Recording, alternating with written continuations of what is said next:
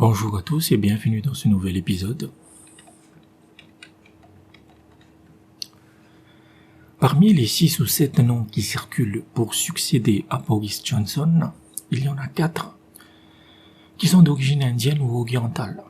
Ils sont britanniques, car ils sont nés, ils ont grandi, ils ont vécu au Royaume-Uni, mais leur origine pourrait jouer un rôle pour se connecter avec l'Inde, dont les dernières décisions tendent à la découpler avec les grosses-pifs.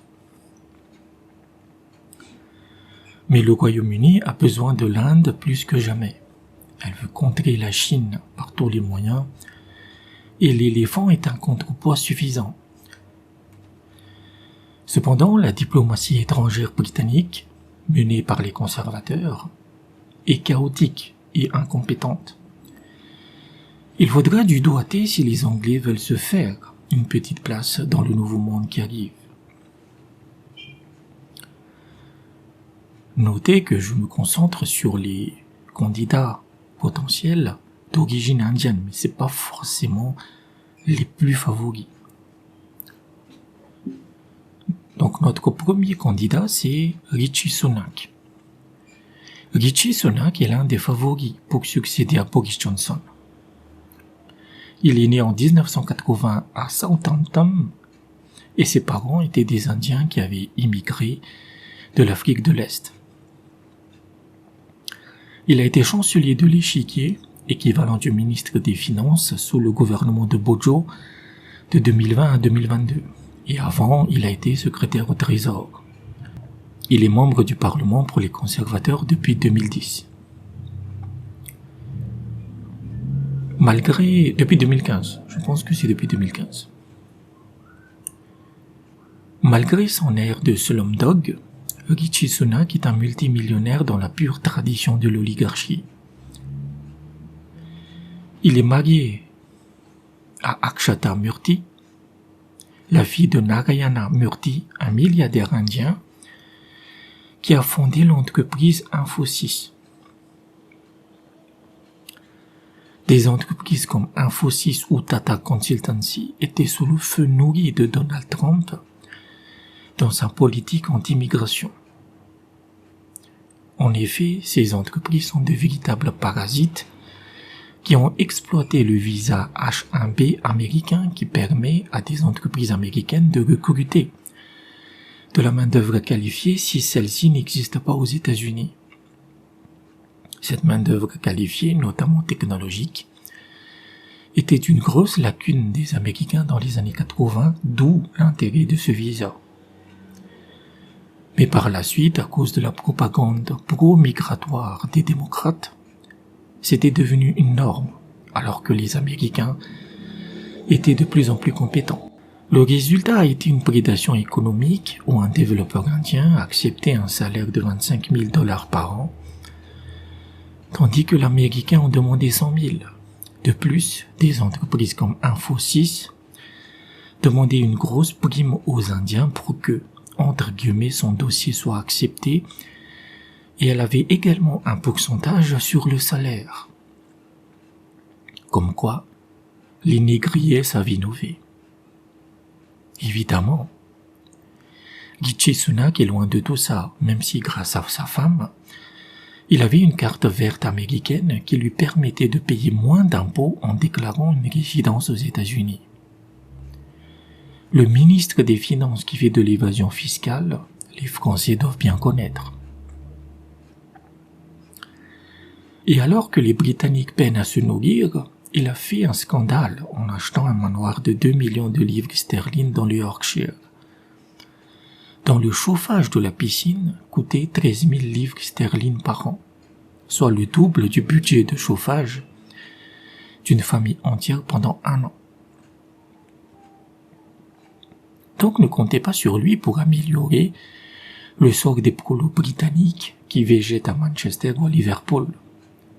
Mais grâce à sa femme et sa belle famille, il a une connexion avec la haute bourgeoisie indienne qui permettrait d'améliorer les relations entre l'Inde et le Royaume-Uni, en sachant que ce dernier, depuis pas mal de temps, veut conclure un accord commercial avec l'éléphant. Notre seconde candidate est Priti Patel. Priti Patel est née en 1972. Elle est la ministre de l'Intérieur depuis 2019. Elle a une longue carrière politique puisqu'elle est membre des conservateurs depuis 2010. Priti Patel se considère comme une Thatcherite et sa ligne est la plus radicale dans le parti conservateur. C'est elle qui a mis en place le système d'immigration à point considéré comme une horreur par les européistes. Elle est également pour la peine de mort et elle veut que le code pénal s'applique à pleine puissance dès l'âge de 12 ans. C'est également elle qui a signé l'extradition de Julian Assange vers les États-Unis. Priti Patel vient d'une famille indo-ougandaise. Elle est née à Londres, elle a surtout travaillé pour des firmes de communication. Elle a également œuvré auprès du gouvernement militaire du Myanmar. Elle a été aussi l'une des figures de proue du Brexit. Parmi ces casseroles, on a évidemment les habituelles accusations gauchistes vu ses positions plus que colorées, mais on a aussi des discussions non divulguées avec Israël. Ainsi, elle a rencontré des membres du parti conservateur israélien sans le dire aux affaires étrangères. Et pour cause, Priti Patel est une ardente partisan de l'État hébreu. Mais en quoi Priti Patel, comme première ministre, pourrait bénéficier à l'Inde? D'une part, les autorités indiennes lui ont décerné le titre de Pravasi Bharatiya Samman, l'une des décorations les plus élevées, à une non-résidente d'origine indienne. Et si vous avez bien suivi le portrait, Patel est dans une ligne conservatrice assez extrême, et elle ne peut pas trop blairer les musulmans ou les LGBT. Étant donné que le gouvernement maudit par électoralisme veut pousser le sentiment anti-musulman, il ne serait pas contre la nomination de Priti Patel. En bref, si elle est élue, les Indiens vont la considérer comme l'une des leurs. Elle a aussi la fâcheuse habitude de mélanger ses responsabilités politiques et ses intérêts commerciaux, puisqu'elle est mariée à Andrew Sawyer, un dirigeant du Nasdaq. Ainsi, on reste dans ce milieu oligarchique de la haute finance et de la bourgeoisie. Vu son admiration de Thatcher, les prolos britanniques risquent de prendre cher sous son règne. Notre troisième larron est Sajid Javid.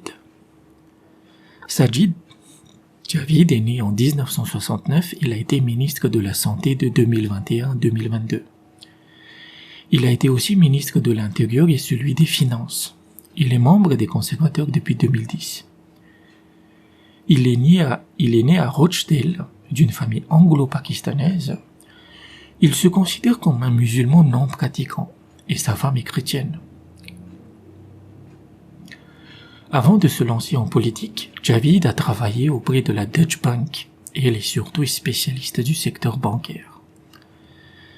Ce n'est pas le favori dans les prochaines élections, car dans les dernières, il a terminé 4e, loin derrière Boris Johnson.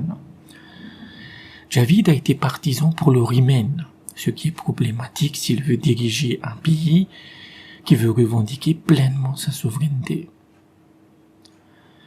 Mais il a une certaine popularité auprès de la population, car c'est lui qui a supprimé une grande partie des restrictions du Covid dès qu'il a été nommé. Même s'il a de la famille au Pakistan, il a déjà reçu des menaces de mort de la part de groupes musulmans qui le considèrent comme un traître. Ce qui fait que dans sa relation avec l'Inde, il pourrait gagner des points. Cependant, le Pakistan espère aussi l'utiliser pour éclaircir le ciel avec le Royaume-Uni. Sajid Javid est quelqu'un de modéré, efficace, et il est loin des extrêmes par rapport à nos deux précédents personnages. Cependant, son passif pour avoir plaidé pour rester dans l'UE pourrait le desservir.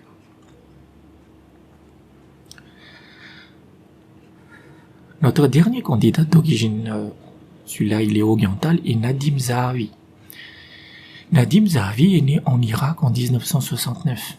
Il a été ministre de l'Éducation de 2021 à 2022. Et il a été le principal responsable du programme de vaccination contre le Covid de 2020 à 2022. Il vient d'une famille kurde à Bagdad et Nadim Zahavi est surtout connu pour avoir fondé la firme YouGov, une firme de recherche et de statistiques sur Internet. Il a également travaillé pour le Gulf Keystone Petroleum. C'est un politicien aguerri car il a occupé plusieurs postes au gouvernement, que ce soit aux affaires familiales, dans celui de l'intérieur ou dans la politique sociale. Actuellement, il est ministre des Finances après la démission de Rishi Sunak. L'une des particularités de Zahavi est qu'il a été à la fois ministre et qu'il continuait à occuper des postes de dirigeants commerciaux. Cette double casquette lui a permis de gagner un maximum de pognon. On estime que lui et sa femme possèdent des biens immobiliers de plus de 100 millions de livres sterling, incluant une propriété industrielle, 3 maisons à Londres, une maison avec écurie dans le Warwickshire et un petit pied-à-terre à Dubaï. On estime qu'il est un musulman pratiquant, mais il n'a jamais fait mention de sa religion durant sa carrière. La force de Nadim Zahavi est un carnet d'adresses assez fourni au Moyen-Orient. Comme ce dernier et l'Inde tentent de se rapprocher dans le nouveau monde qui arrive, alors cela pourrait être une bonne pioche. Mais la population ne le connaît pas assez et il y a bien d'autres favoris devant lui. Évidemment, on a surtout parlé des successeurs d'origine indienne, mais vous avez d'autres favoris bien mieux placés comme Ben Wallace, Dominic Raab, Penny Mordaunt ou Liz Truss. Liz Truss serait l'un des pires choix en termes de politique étrangère, car elle veut une guerre ouverte avec la Russie, elle veut étendre l'OTAN à l'Asie et même à l'Afrique. Mais même quand vous regardez les successeurs basanés, on se rend compte que le gouvernement britannique est gangréné par l'une des pires plaies qui soit, avec le parlementarisme à toutes les sauces. Il n'y en a pas un qui vient des milieux populaires. C'est toujours des migrants riches qui ont su débarquer en Angleterre au bon moment et qui ont été parfaitement assimilés. Et c'est la grande différence avec la migration en France. Quand vous parlez des Indiens nés et qui vivent au Royaume-Uni, ils sont d'abord des Britanniques avant tout. Leur origine joue un rôle, mais cela reste minoritaire. Et même si ces basanés n'obtiennent pas le poste suprême, leur historique montre qu'ils occuperont des postes clés dans le prochain gouvernement. Car les conservateurs sont bien partis pour régner pendant plusieurs années. Cela signifie que cette origine indienne va clairement jouer un rôle sur le nouveau visage du Global Britain. Boris Johnson était un grand premier ministre britannique, car il a réussi le tour de force de libérer les Britanniques de la dictature européiste. Il n'était pas parfait, mais pour des prétextes de merde, on va mettre quelqu'un qui sera forcément moins compétent que lui. Il a fait des beuveries pendant que les autres étaient confinés, la belle affaire. Tous les dirigeants occidentaux faisaient la fête.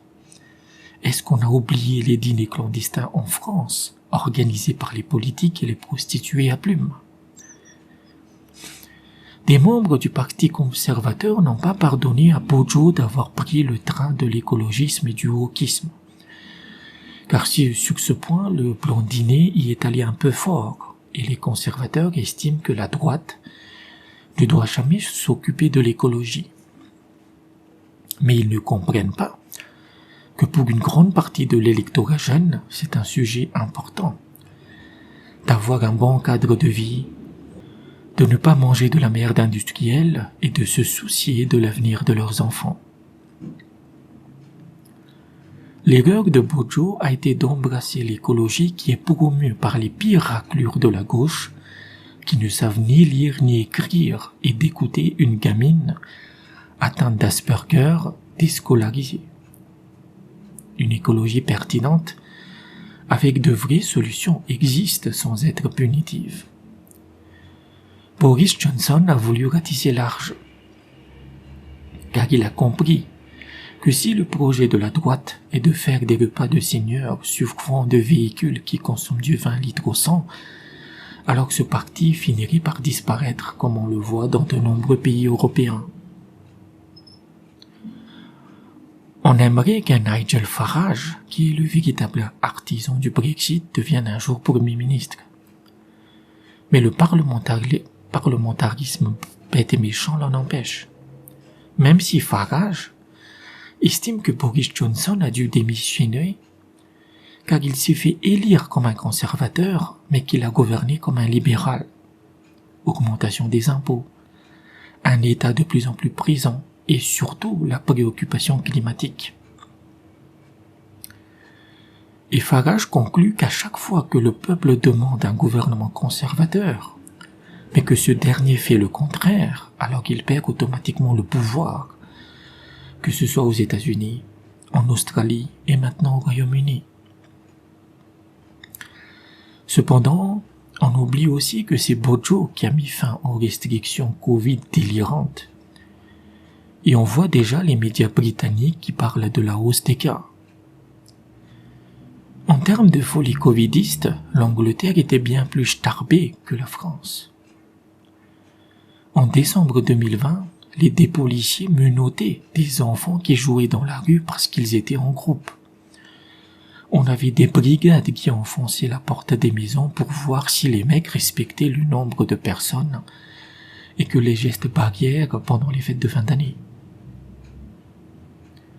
Quelle que soit la personne qui succédera à Boris Johnson, on peut dire que le peuple britannique vient de perdre l'un de ses meilleurs éléments.